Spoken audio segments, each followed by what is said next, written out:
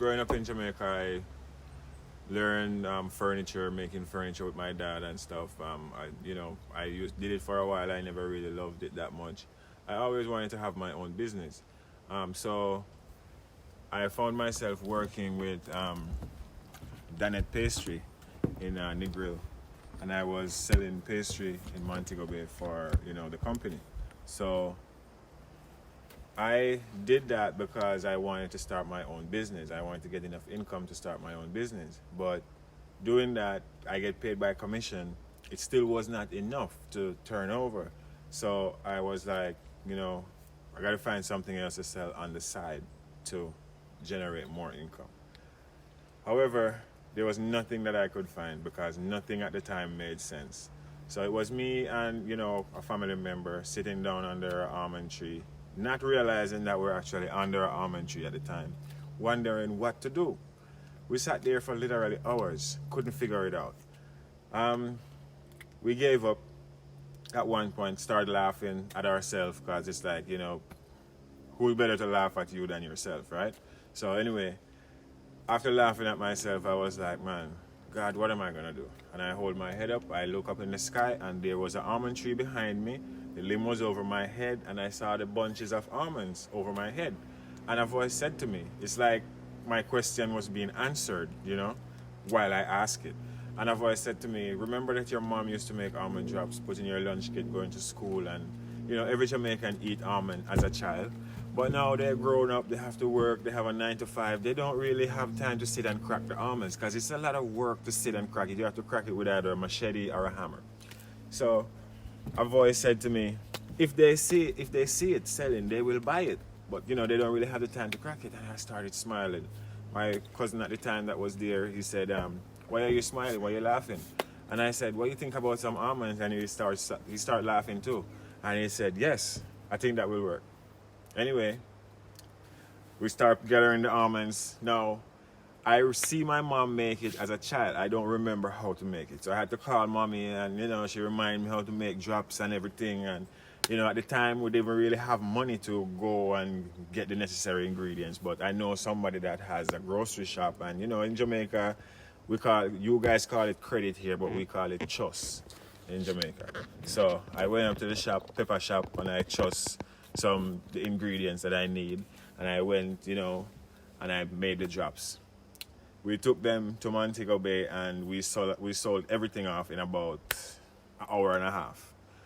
The drops are like the drops are like peanut brittle, but it's softer and it's made from almonds, from the Jamaican almonds.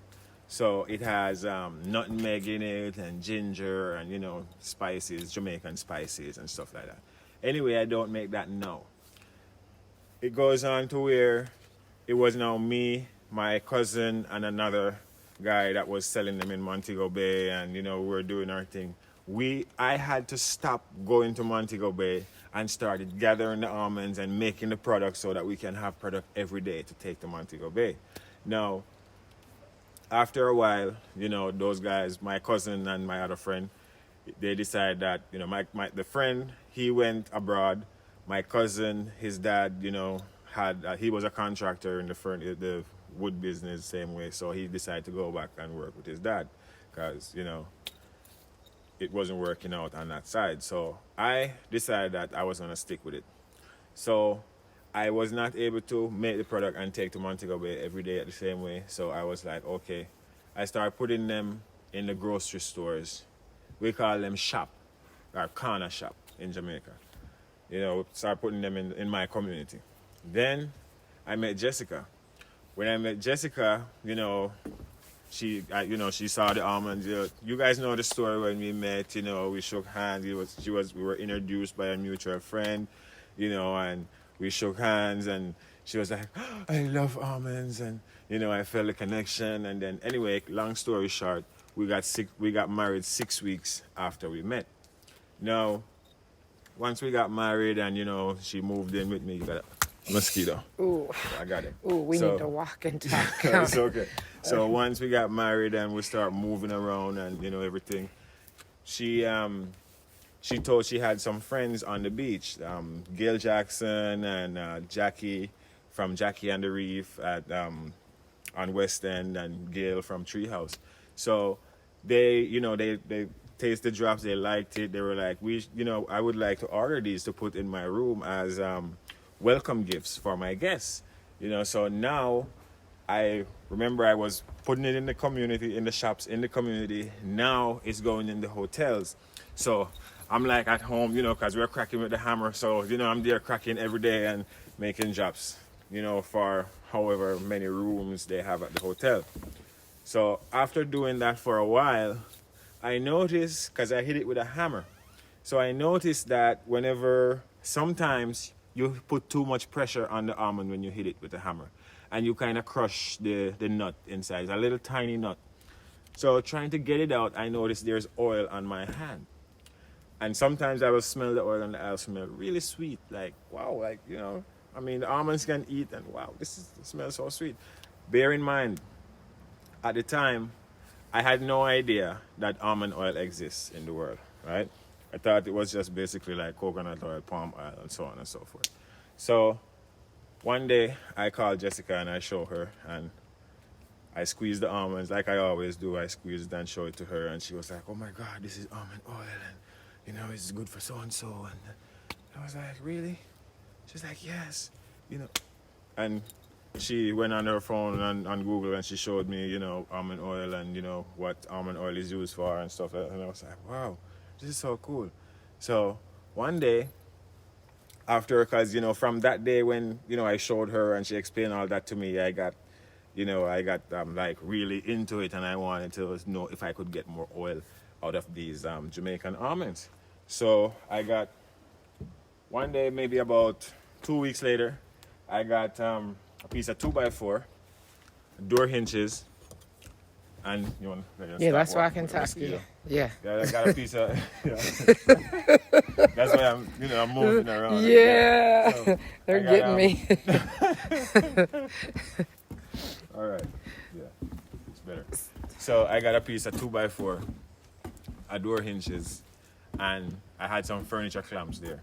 So I made a little groove in the 2x4 so it could hold the almonds. I wrap it with some saran wrap so it didn't absorb the oil, because I didn't know what amount of oil I was gonna get out of it. So I was like, okay, I'm gonna wrap it with the saran wrap so even if I get one drop, it don't go inside the wood. And I get to see that, yes, it's possible, because I didn't know that it was possible. And I needed to know that it's possible, yeah? So I hook it up. I was there turning the furniture clamp and a friend was passing by, Skutu, and he was like, yo, Wagwan! I said, yo, come in. Wow, wow, that echo. Like, that wow. echo. Yeah. So I said, yo, come in, we need a hand, and he come in and he helped me hold it. And I had a big bowl underneath it and I started turning. And when I turn it and apply enough pressure, I saw one drip, two drip, and then it started getting faster, so it started running. And I was like, wow, I can't believe that, this really worked. So Jessica at the time, we moved in, as I told you guys earlier, we got married 6 weeks after we met. And, so she was there, doing her thing in the back. Me and the guy was around the front pressing the oil. So I went around there and I showed it to her. I was like, hey, babe, I figure out, how to extract the oil from the almonds. We're going to get bit alive trying to tell a story. We got to go. Okay, keep talking, babe. So we'll walk and I talk. showed her, and she was like, man, she was so excited. And, from there, it went on to just sharing it with friends and family. And, friends and family will start just telling us, man, it's doing this for my skin. And, I have this and it helped me with that. And I was like, wow, really? So we had to do some research now. So we started research and that's when we got, all the information on, the benefits of the oil and, that species of almonds and the difference between that almond and the one, the regular almonds and everything. And we were like, wow, it seemed like we really, had something here. So Jessica, we decided she went to California at first because she was going back and forth to California back in those days. So she got some bottles, our first set of bottles in California, and brought them back. We got some labels made and stuff, and I made some oil and put it in a bottle, and we started selling it. But our first big sale was one day I was in we were at a party. It was a fried chicken party at West End at Roberta, Miss Hermaine. And we were there, and like, I don't know if some of you guys know, but I'm a big fan of The Secret, right? And I love all that stuff, your mind building and all that stuff. But back in those days when I was just introduced to The Secret, maybe about a year before me and Jessica met and stuff. When we met, I even said, "Hey, I have this movie this documentary I want you to see." And when I showed it to her, she was like, "I literally watched this about 100 times." So I was like, wow, that was another confirmation for me to know that, hey, we're on the same page here. So there's this part in The Secret where this guy who does chicken soup for the soul, I'm sorry, I don't remember his name, but Why did his name just leave my mind? Yeah. I've met him, Jack Canfield. Right. He talk about bringing about what you think about, and he said he write the book, and he wanted to make $1 million, and he wanted to think about that all the time. So he made he got a $1 bill, and he had zeros to it, and he put it in his roof over his bed. So when he wake up in the morning, that's the first thing he see. When he goes to bed at night, is the last thing he see. And man, I forgot the whole thing because I went over there. You went. Yeah, and now I'm trying to come back, but I don't remember. And you're trying to get away from the mosquitoes. Yeah, you were talking about Rock House and how. Oh yes. So, in the Secret, in Jack Hanfield, when he was explaining how he got around to sell the book, and he was like, "Man, I didn't know how I was gonna do it, but the universe said that is not your business. Just know that you want it, just desire it, and see yourself with it." And I was doing the same thing. We were doing the same thing when it came to the almond oil, and still having wholesale distributors and all that stuff. And he said he met this lady from the National Enquiry, and she was like, and then there's this, like, he felt like when the lady said where she worked and she would like to publish his book, he said he felt like he was in the Twilight Zone. There was a little twing, and at that fried chicken party, I met the owner of Rock House, Nigel Jamaica, and Jessica was telling him about the oil and stuff, and because everybody, it's a party, and everybody, and everybody knows me. Yeah, I'm gonna tell about the oil. I'm gonna tell about the oil, no matter where I am. Yeah. So me and the guy started talking, and all of a sudden he said, "This is a great product. I would like to carry this in my gift shop." I was like, "Where is your gift shop?" And he's like, "It's at Rock House. I'm the owner of Rock House." And at that moment, I experienced that Twilight Zone moment, like that little twing. And I knew then that it was possible. Mm-hmm. And man, we've just been going ever since, and it's been quite an amazing journey, guys. And thank all of you guys, for being a part of this journey. Mm-hmm. It means a lot, not just to us, but to everyone that is involved in this company, including the farmers in Jamaica, who are benefiting from all of this that we all are doing, So I give thanks, and it means a lot. And thank you. Yes. Yeah, man. Yes. I thank God that there's a lot more that I would like to say, but these mosquitoes, we got to go. So, next time, guys. Well, I thank God that you had the vision. We'll walk. Let's walk.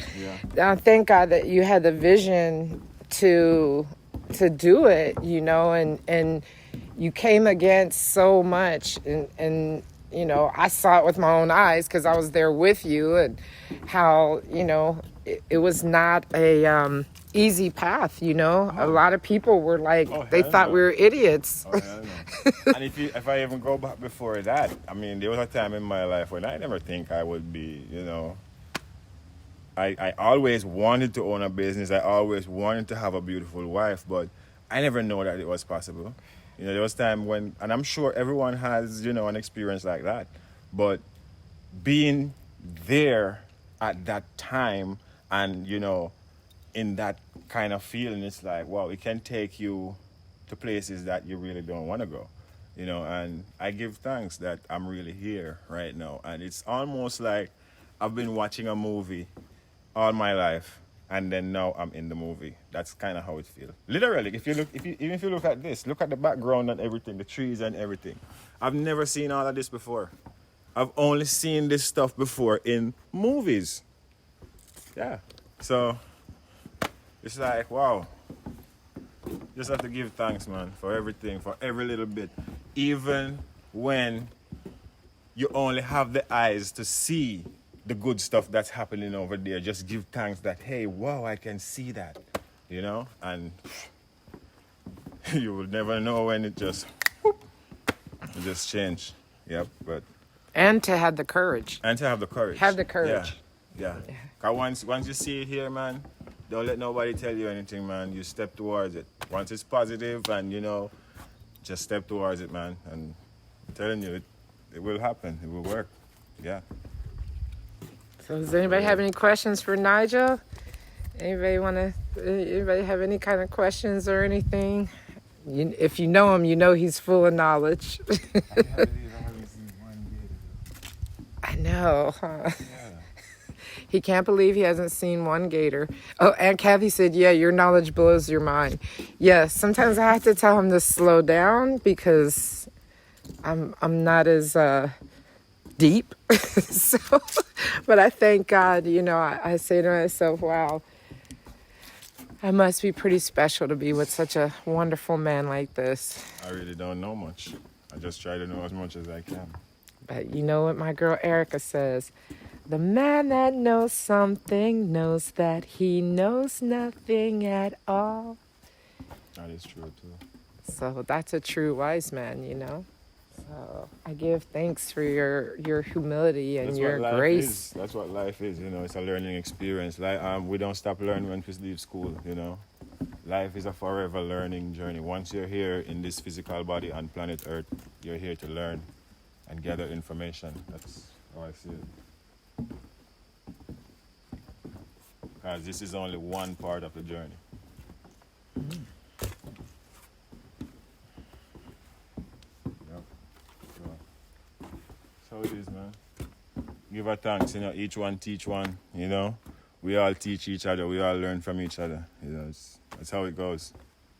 So, you know, we don't try to hold the knowledge, you know, we try to just put it out there and share it amongst ourselves, you know, because that's what we're supposed to do as, you know, humanity, you know. Yeah, we're all here to learn, all of us, so. Everyone's saying happy birthday, happy birthday, happy birthday. Thank you. Thank you. Yes. Yeah, man. What happened to you? My thing came off the tripod. All right, guys, we're gonna go, and we. So see, this one is a different type of tree. What?